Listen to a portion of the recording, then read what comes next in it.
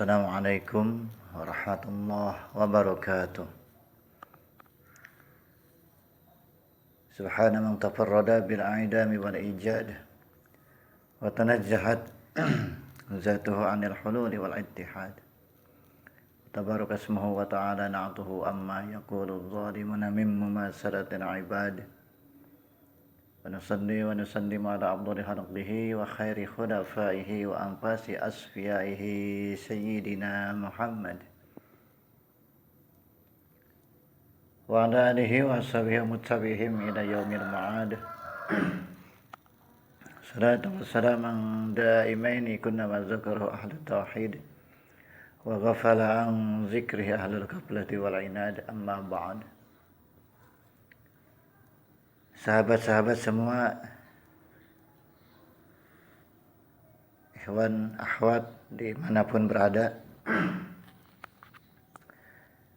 kita lanjut kajian kitab Nadham Johar Tauhid ini ke kajian yang kedua.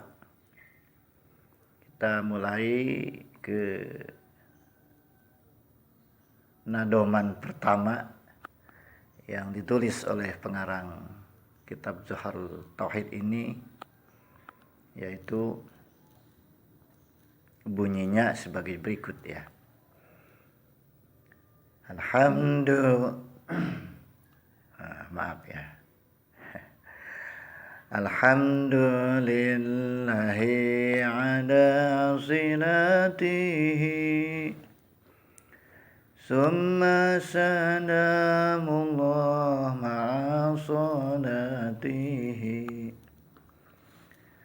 Allah dipuji sabab merah nikmatna, salam Allah mugi tetep jeung rahmatna. Ana nabiyyin ja'a bit-tauhidi wa qad hana dinu 'anit tauhidi. Kana binu sumping nanyandak tauhid, waktu agama suwung tina tauhid. Alhamdulillah.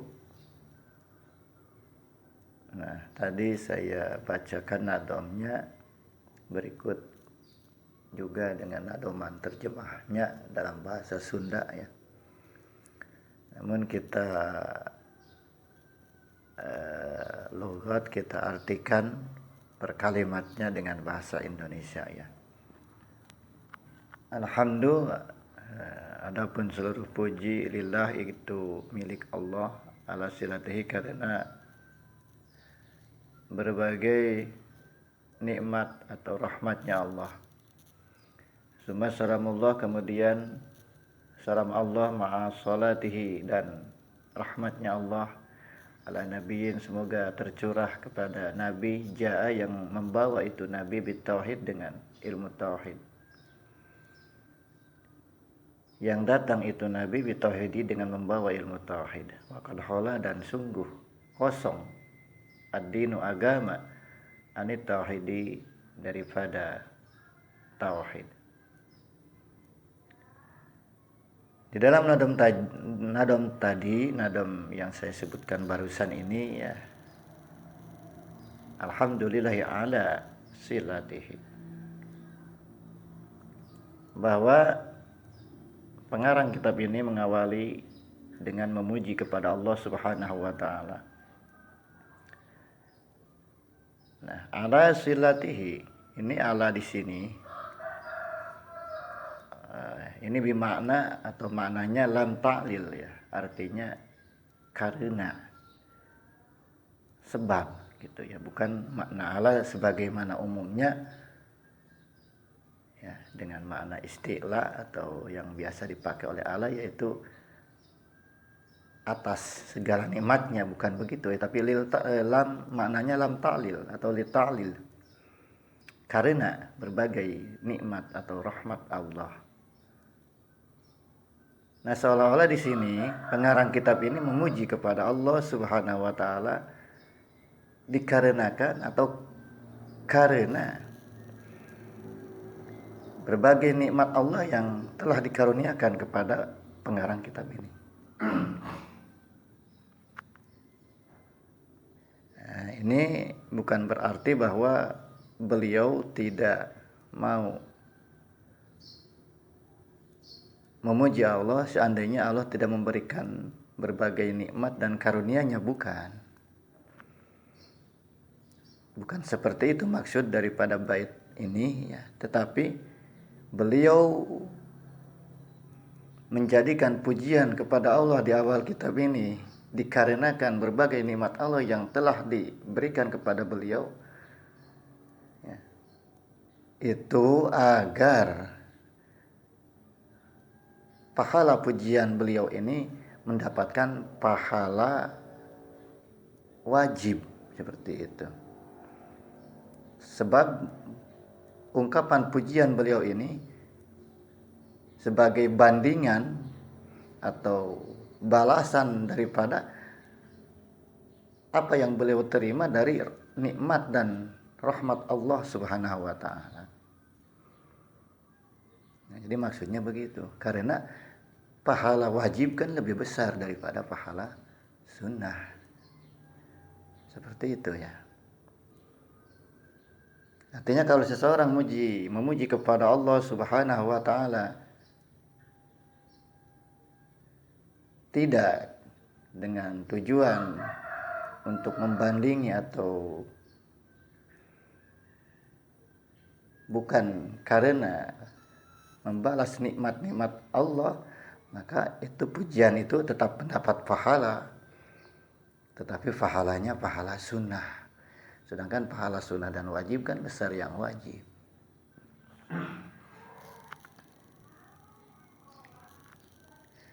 Maka kesimpulan dari bait nadoman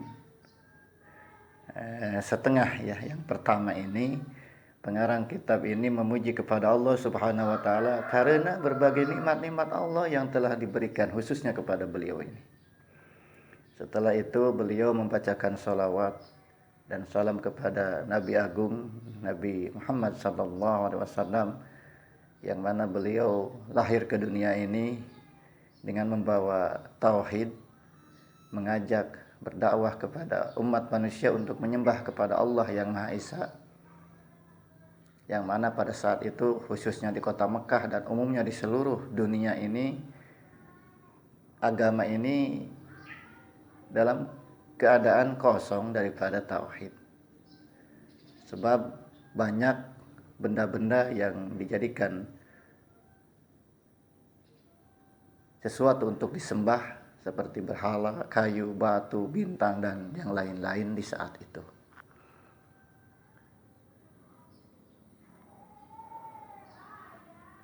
Maka di sini sebagai satu yang harus kita perhatikan daripada perkataan pengarang kitab ini, waqad khala dinu anit tauhid.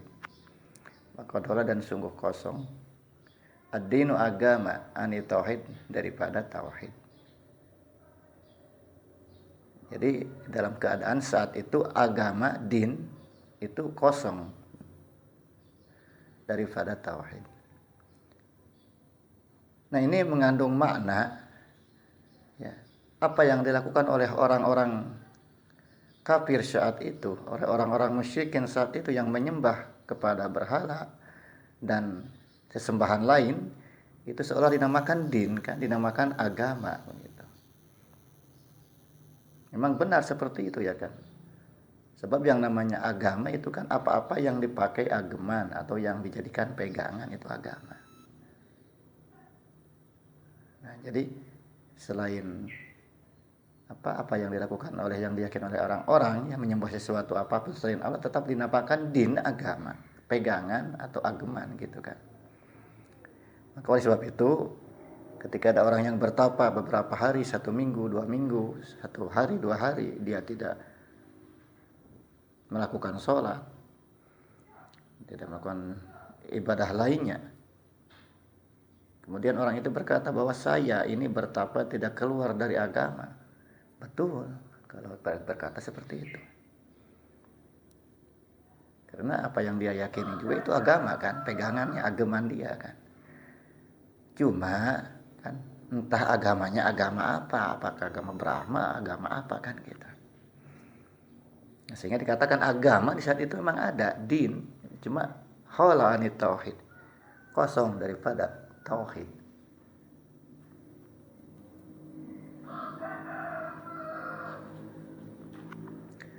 فأرسد الحلق لدين الحق بسيفه وهديه للحق. Nabi nuduhkeun makhluk ka agama hak, pedangna jeung ngajakan jalan hak. Pak Arsada, ya tadi saya sudah nadomkan nadom berikutnya dengan terjemahan nadom Sundanya. Pak Arsada dan kemudian memberikan petunjuk Rasul atau Nabi al-Khalqa kepada makhluk lidinil haq, ke jalan, ke agama yang hak. Bisayfihi dengan pedangnya Nabi, wa hadyihi dan petunjuknya Nabi lil haqqi, kepada jalan yang hak. Yakni bahwa Nabi kita Nabi Muhammad SAW datang lahir ke alam dunia ini membawa tauhid.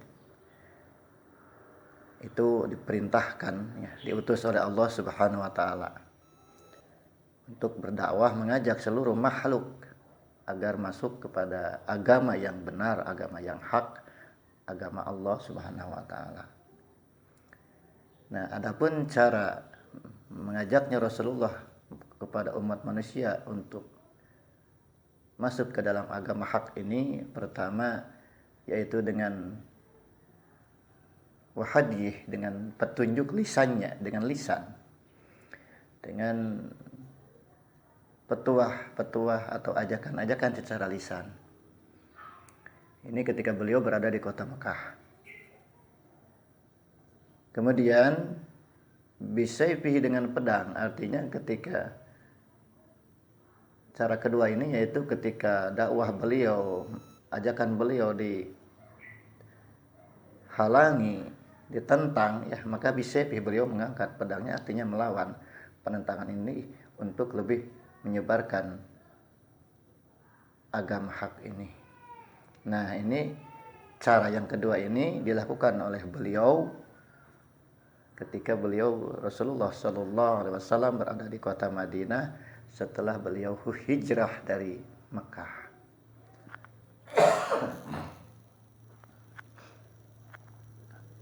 Muhammadil aqib li rusli rabbih wa alihi wa sahbihi wa hizbihi.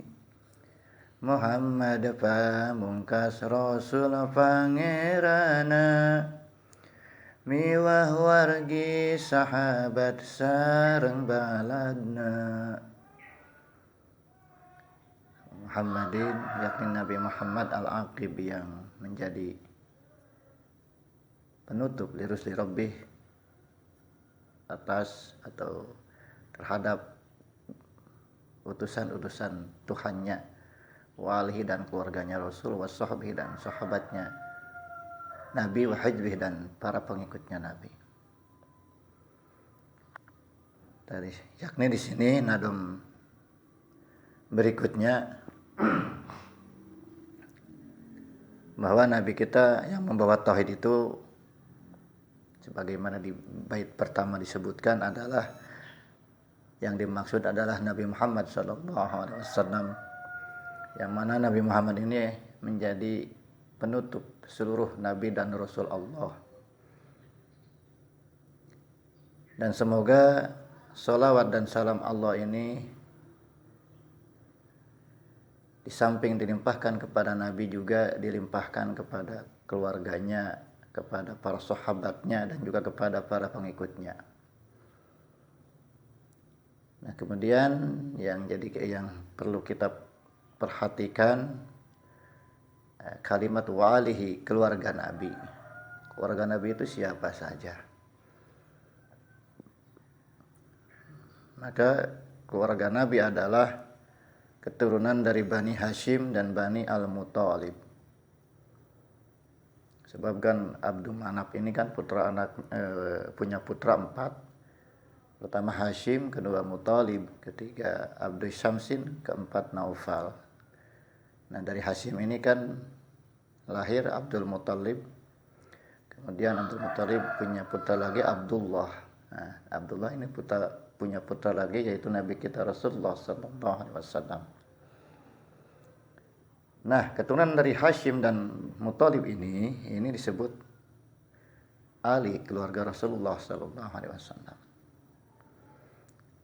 Tetapi keluarga atau Ali di sini bisa juga dimaknai dengan maksudnya adalah seluruh umat Islam ini sebagai keluarga Rasul. Ini dalam makom suasana berdoa ya. Kalau di dalam doa wa ali keluarga Rasul dimaknai dengan seluruh umat Islam. Bisa seperti itu maknanya. Nah, kemudian wasahbih dan sahabatnya. Sahabat itu apa? Ya kan, definisinya bagaimana?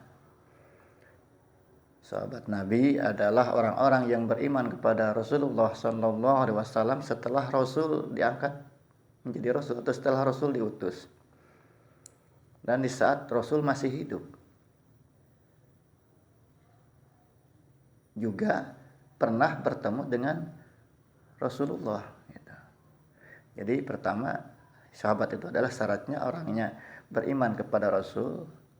Kemudian di saat Rasulullah masih hidup dan setelah Rasul diangkat menjadi Rasul dan pernah bertemu dengan Rasulullah walaupun sebentar. Itu definisi daripada sahabat. Walaupun orang tersebut dalam keadaan buta atau masih bayi, kemudian Rasul melihat si bayi tersebut, itu masuk kategori sahabat. Nah, maka dari definisi tadi dikecualikan kalau ada orang yang bermimpi bertemu dengan Rasulullah sallallahu alaihi wasallam, tetapi pada kenyataannya belum pernah bertemu langsung, maka ini tidak dikatakan sahabat. Kecualikan lagi kalau ada orang beriman kepada Rasul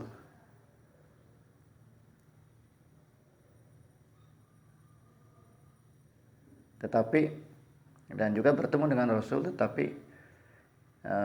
sebelum Rasul diangkat menjadi Rasul ya kan. Nah, seperti siapa? Seperti Warokoh. Ini Warokoh kan beriman kepada Nabi sebelum Nabi diangkat menjadi Rasul kan.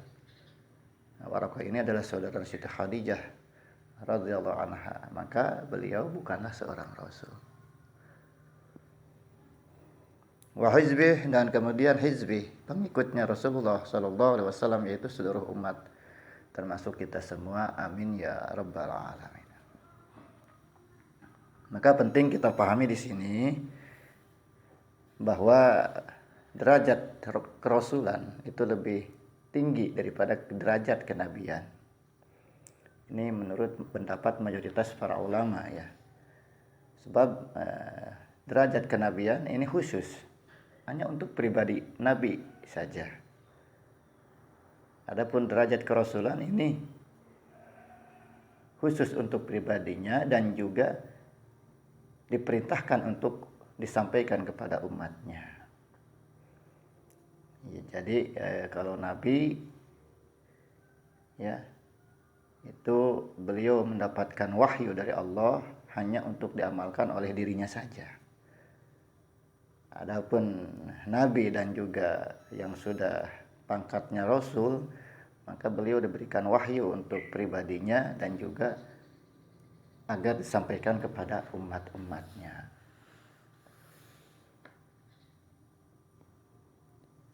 Nah, jadi oleh sebab itu maka dapat kita pahami kalau seseorang menjadi rasul, maka pasti beliau adalah seorang nabi juga.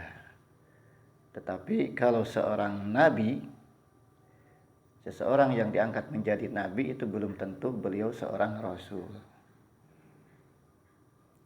Contoh seperti Nabi kita Nabi Muhammad SAW, ini pangkatnya rasul dan juga nabi kan gitu. Ada lagi contoh seperti Nabi Khidir Balyabil Malkan alaihissalam. Nah, beliau pangkatnya seorang nabi, tetapi kan bukan rasul. Ini menurut mayoritas para ulama.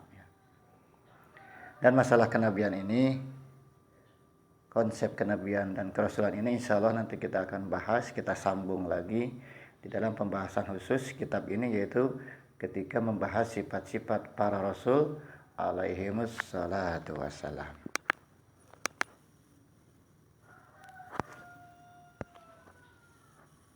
Nah, begitu ya. Untuk pembahasan kajian kedua ini kita cukupkan sekian. Ya, nanti kita lanjut ke nadam berikutnya mengawali pembicaraan tentang ilmu usuluddin. Wa ba'du fal ilmu bi aslid dini muhattamun yahtaju litabyini. Nah, itu nadam berikutnya. Untuk sekarang sekian dulu. Wallahul muwaffiq ila aqwamit thoriq. Assalamualaikum warahmatullahi wabarakatuh.